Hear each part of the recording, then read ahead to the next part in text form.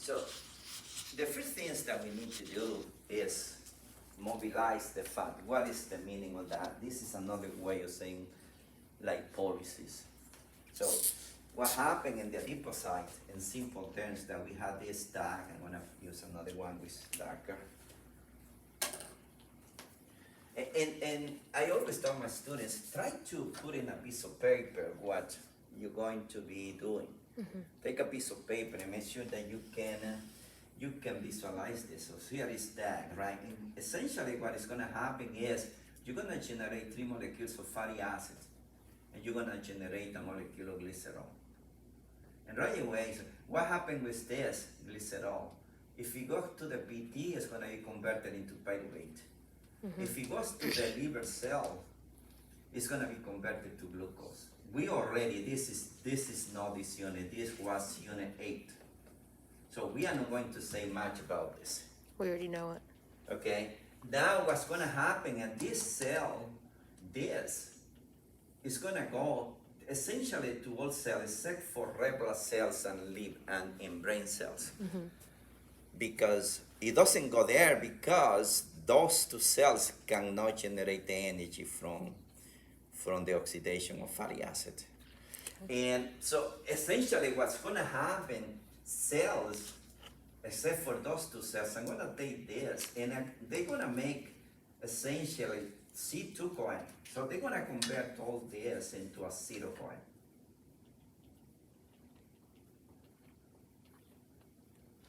And the acetyl-CoA is gonna be oxidized in the TCA cycle. And it's gonna generate CO2. So that's it. That's the oxidation. That's the, Degradation. okay? Now, if you want to learn about the details, I can tell you, but this is the big picture. Yep. You have to understand this. Okay. Now, if we're gonna talk now, there are the details. If you want me to go into the detail, you say so, but that's basically this mobilization of fat. This mobilization of fat, there are 3 lipases that participate into this. Okay, and the lipases are nicely described in this graph right here. Oops, this is what, 11? 10. Oh, slide. Yeah, no, this is 11. I picked that one. So let me get out of here and bring another one. Yeah, I pick 11.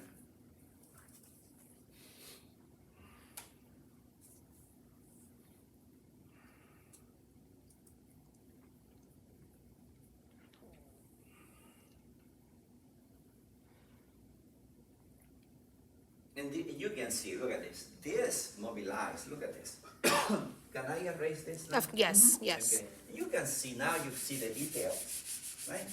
But I put everything in a single picture.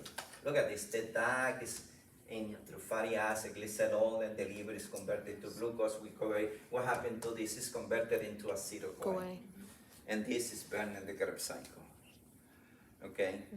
Now, if you want to know the details, if you want to see the details, these are the details. So this is the tag molecule, right? And you can see there is a lipase that removes one fatty acid. There is another lipase that removes another fatty acid. So in reality, there are 3 lipases. Do you want me to say anything about C lipases, or you comfortable now with the? I'm okay with it. Okay, so now let's look at the synthesis. The synthesis is, in simple terms, You guys okay with it? what we call the de novo synthesis, right? Because in reality, what happened, look at this. Let's suppose that this is the liver, the whole, this blackboard is the liver. So there is that is coming from lasagna, right? And this tag is also breaking down. Actually, the whole thing is internalized because lasagna fat is converted into kylo. I don't know if you remember that, probably not. I don't. And then this is chylomicrons. Oh. chylomicron renans. Now I know. Okay, this is converted into renant. Okay, and this is what gets to the liver. What gets to the liver eventually is this chylomicron renans. And this chylomicron renans has tag, stands for phospholipids, it has cholesterol and cholesterol esters, and it has apoproteins. This tag inside is broken down into the two components. What are the two components? Fatty acids and glycerol. So this is what happened. There is fat. This fat is from lasagna. This is a weird. However, we also have this lasagna is going to have carbohydrate. So I'm going to put glucose right here. Glucose is going to be internalized by the liver cell, right? And then what happened? This glucose is going to be converted to pyruvate. Okay?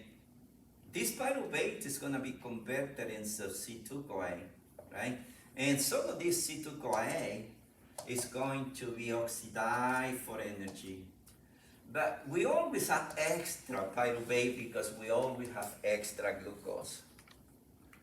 And then what happened? That there's going to be extra or excess because there is excess glucose and because there is excess Pyruvate. pyruvate. So this excess is basically converted into fat. But what we do is we convert this into fatty acid and then this is converted into this. So let me show you that this is what we do. Okay, I'm gonna put a single page in there because I want you to understand that there is fat from the lasagna, or the pizza, or the cheesecake, or all those combined. Because when we eat, we'll go for the kill, right? That's right. Okay. So there is fat that eventually gets to the liver. So I want to convince you that that liver is also making fat Okay. at the same time that the liver is receiving fat from the meal that we just got. Because fat synthesis on the what do we do? I was mentioning when we get home in the afternoon, we are irritated because we are hungry. And also because nobody drives as well as we do, right? That's so right. we always say, get out of my way, learn how to drive, right? So we get there, and we just eat, and what do we feel? We feel so happy, right? And maybe we sit in the couch and the dog gets in top of us, we fall Oh, asleep. yes. You've been there, right? Oh, yeah. So what it is? Well, it's the good feeling hormone. Insulin is almost make us. So think about insulin. So this is the time where, glucagon is the molecule that mobilizes energy. Because that's essentially what we're doing. The glucagon is going to release glucose from the liver, which is basically a energy for all cells. But at the same time, glucagon is also asking the adipocyte to release a form of energy, which is the fat. Where insulin is the opposite. Insulin is where now we have plenty of energy in the form of carbohydrate and the form of fat. But remember that we cannot store a lot of the carbohydrate. We can only store a little bit of the glycogen in the liver because sometimes the muscle is already full with the carbohydrate from the glycogen from the previous meal. Why? Because maybe we didn't do any exercise between meals. If we didn't do any exercise, the glycogen particle in the muscle is going to remain intact. However, fasting is going to make sure that maybe we deplete all the glycogen particle in the liver, but remember the glycogen cannot touch the muscle. So whatever amount of glycogen is in the muscle is not going to be degraded unless we bring epinephrine either by exercise or by starvation. And if we are the typical American, if they give us two choices, A I'm gonna ask you to start me. What does that mean? No eating for 2 days, or you maybe get your rear ends and start going for a walk. And then you say, well, I think I'm gonna take a walk. You see what I mean? I think So I'll do they that give instead. us those two bad choices, right? We're gonna pick the one is not as bad, which is basically, okay, I guess I got to walk. You see what I mean? So if you walk or you exercise, lift weights or whatever, now you bring epinephrine. Up. And epinephrine is going to mobilize the muscle glycogen as well as the one in the liver. Liver. Okay, so when we are when do we do fat synthesis? When insulin is up. Because it makes sense. This is the time where there is an abundance of energy from that lasagna or that pizza. And we need to store some of that energy. And most of that is stored in the form of fat. So let me show you a graph that shows us that. So in reality, I say this acetylcholine, this acetyl-CoA, but in reality, what we do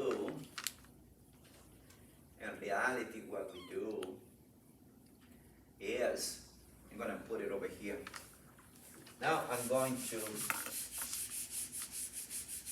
to pretend that this is the mitochondria matrix. So this Okay. is the MIT matrix. Okay, and this is the cytosol or liver cells. All this is still the liver cell. And here, this is what's happening in the matrix of the mitochondria.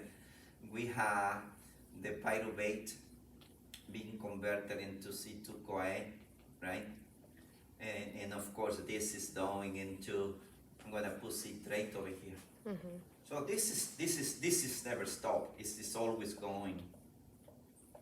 But remember that we are in excess of carbohydrates right here. So we're gonna have an excess of acetylcholine. So what do? We take citrate out. See that? We take citrate out. Okay.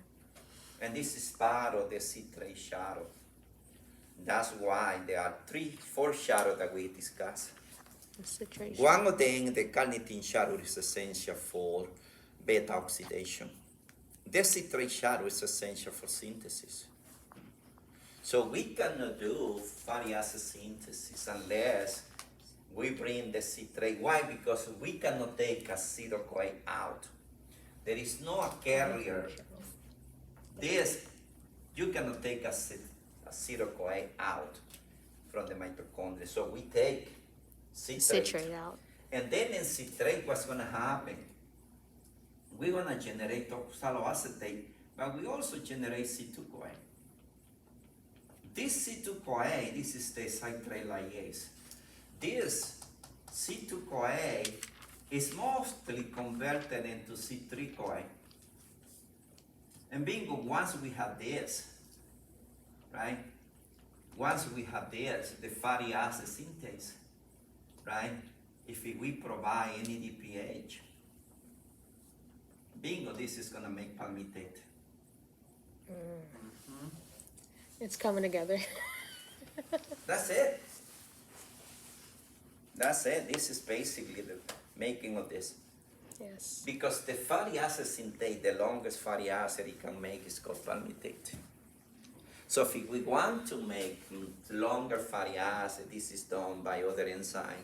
They are elongases. And the fatty acids that they are made by the fatty acid synthase, they are always saturated. So if we want to put double bonds, which is, desaturation, the fatty acid synthase cannot make desaturation, cannot make double bonds. Okay, so that's why, for instance, if we take this palmitate, that's why you see in the graph that this is like this, right? So what happens if we're gonna make C18 0? All what we do is we add 2 carbons, and this is called elongation. This is what I ideally want my students to do. Take a piece of paper and tell yourself the little story about this. If you do this, maybe the first time that you try to do this, you cannot do it, but you try another time. Yeah. And simplify, don't rewrite the Bible, because those books are Bibles. You get in there and you get lost. Very So true. that's why you have to simplify. So that's basically what it is. You see, look at this. This is Farias synthesis. How many, what is, it doesn't look very complicated. After when you do explain like it. this. See what I mean? Yes. So that's why it's always, how do you know that you know something very well? Because you can actually simplify it. Yeah. So, and that's why I always insist, make sure that you get the big picture. Because if you get the big picture, you can answer questions. It's almost like if you get to study chemical reactions or enzymes, don't study enzymes unless you have maybe the main metabolite in front of you. Because what are the metabolites? What are the precursors of all fatty acids? Acetyl-CoA, malonyl-CoA. Any fatty acid, the carbons are going to be coming from those two molecules. Regardless, we can have butyrate. Because, for instance, sometimes the liver has to make butyrate. Mm-hmm. That basically means that there is just one condensation reaction. And I'm going to show you that. When is the case where we're going to make butyrate? Let me go to fast synthesis. Is that ketone bodies? I think it's like slide 56 or 8. Yeah, 58. For instance, look at this. Look at this. This is already the making of butyryl. For instance, when the liver cell might be making butyrate. For instance, if this is a fatty acid that is prominent in butter. Okay. Okay. You know, milk from mammals is characterized by having what we call short chain and medium chain fatty acids. Because the typical fatty acids I show you that they are typically associated with sleeping, they have at least 12 carbons. The smell of butter, you know, it's a strong smell. I like it. I grew up in farms and stuff, you know, on vacation when I went to the farms and I have goats and they were goats and they were, you know, I enjoy more the goats because when they kick you, it didn't hurt as much when, you know, a cow, you know, hit you. And they were easy to, you know, you have actually milking a goat is more difficult than milking Like a cow. So anyway, and for instance, goat milk is stronger if there is more butyrate. So that molecule C4, because basically we already have an organic acid that has 4 carbons.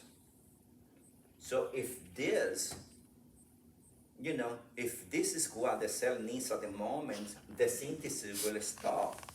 All we have to do is, you know, the hydrolase activity of this is it's going to basically break this covalent bond, and bingo, we generate butyrate, and it's gonna go to the fat in milk. But typically, unless it's needed, what this fatty acid synthase is gonna go and it's gonna try to make palmitate. So that's why in many books, when we talk about fatty acid synthesis, sometimes also called palmitate synthesis. Okay. Because this is perhaps the most common fatty acid in fat from microbia, from plant cells, and from animal cells. And that's basically what it is. And I'm gonna show you that that's exactly what we do. And this is just the making, you can see. And the point about this enzyme is almost like glycogenin. Remember, glycogenin is the molecule that start building a glycogen molecule on himself. Yeah. Well, the fatty acid synthase is similar. The fatty acid synthase, it has 2 arms. And it's almost like in this arm, I'm gonna put C2 from acetyl-CoA, and this arm I'm gonna put, C3 from malonyl-CoA, and that's what is called the lowering process, right? And then these two arms start coming together, and bingo, they're gonna react those two ends, and that's what it is over here. You can see. So this is the fatty acid synthase. See, after the lowering process, which is the beginning, you have acetate or acetyl group in one arm, and then you have malonyl in the other one. So think about C2 in one arm and C3, and the reactions happen. So and you can see right there. Look at this. This is the same molecule, and it's condensation. At the end, it's almost like at the end you're gonna have in one arm you're gonna have the C4 molecule over there. Now what you do is you load another molecule of C3, and this is repeated, because we only load C2 once. Any second or third loading, and this is repeated a few times until we get, why? Until we get 5 more times. to C16. So at the end, what's gonna happen, is, look at this. You see that? Now it's palmitate attached. Well, I'm done. I already made this. Okay? And now this is hydrolyzed. This is hydrolyzed by one of the activities called the T activity, the thioesterase activity. And now, look at this. This is now ready to make more palmitate. Is it Yeah. clear? Yeah, That actually makes a lot more it's sense. awesome. What else can I do for you? Anybody have questions?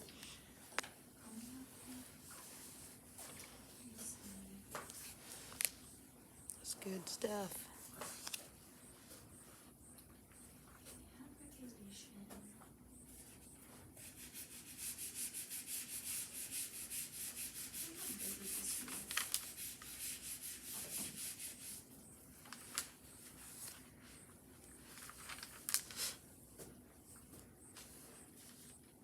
Anything from Unit 11? Or anything else from Unit 10? And remember, you can see, the regulation, what is the meaning? Insulin goes up, we're gonna make fat, Yeah. okay? And, because of insulin, we shut down the mobilization. Why? Because what is glucagon is doing because of PKA is going to be adding some phosphate to some proteins. Well, because of insulin, we bring the hitman of insulin, which is PP1. Those phosphate that were added because of glucagon. Via PKA, I'm going to be removed because of PP1. We already studied this. For instance, one of them is the hormone sensitive lipase. One of the lipases is that hormone sensitive lipase. It's almost like this hormone sensitive lipase. There are two forms, right? It's almost like the phosphorylase. So if you have these hormones sensitive lipase with a phosphate, you make it happy. You see that? Like this, it's happy. But if you remove the phosphate and you put it like this, the hormone sensitive lipase, like this, and you remove the phosphate, and this is what it is. So what is the enzyme that's gonna do this? Even though we didn't show that in the presentation, it's the same guy. It's PP1. PP1 is gonna remove the phosphate that was added.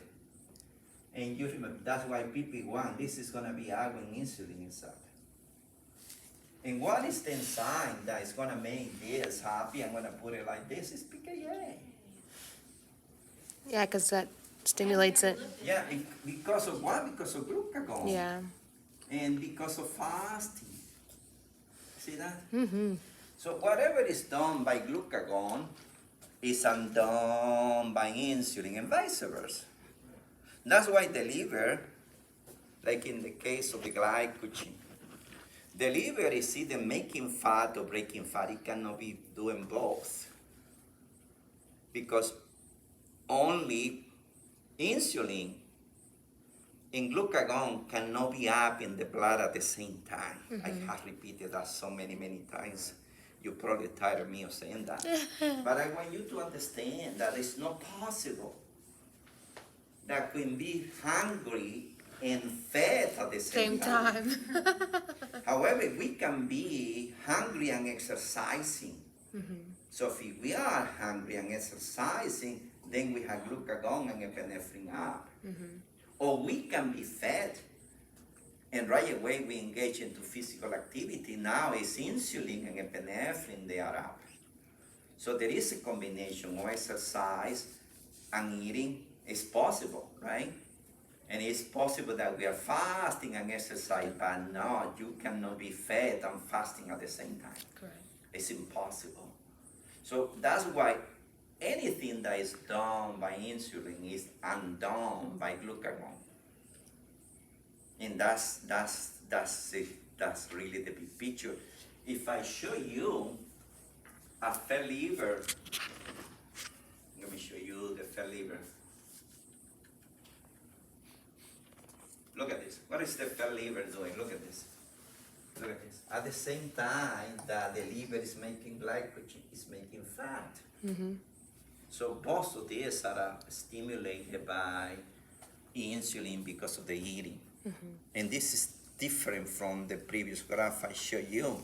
I show you a fasting, and you can see that what we do, and look at this, we are storing fat.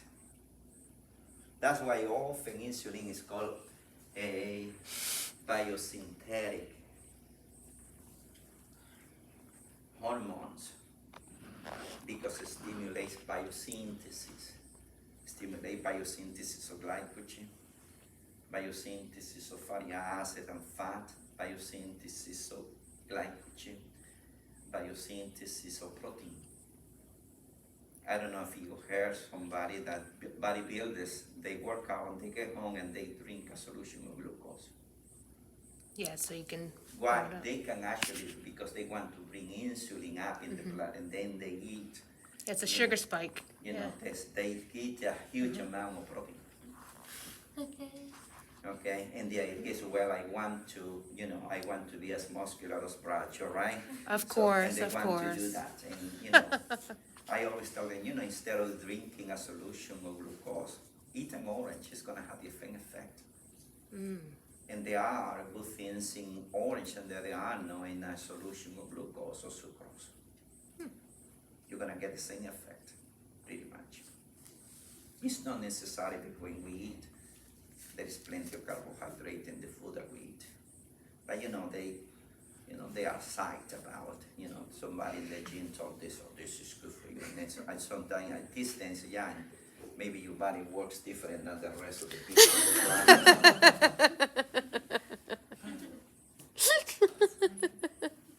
Anything else, guys? I'm good. Just need to I'm with study. you guys. Just got to study the weekend, and that's it. Just pound at it.